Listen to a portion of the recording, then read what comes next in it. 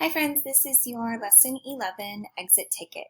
So we have learned how to tell the time to the half past the hour. So remember friends, when it is 30, so 9:30 or 3:30 like these two clocks are going to show, that minute hand, which is the longer hand, remember friends, is pointing to the 6. So what they want you to do on your exit ticket is they want you to look at this time, which is 9:30.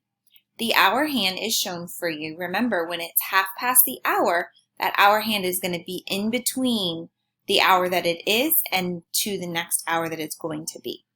So they've drawn the hour hand for you, and they want you to draw the minute hand for this clock. So I want you to start at this circle and draw a line to where the minute hand, what number the minute hand would be pointing to if it is half past the hour. So you're going to do that for this clock, and then you're going to do that for this clock as well, drawing the minute hand. Then down here, your hour and minute hand have already been drawn for you. I want you to write the time that is on this clock right here on this line. Okay, friends?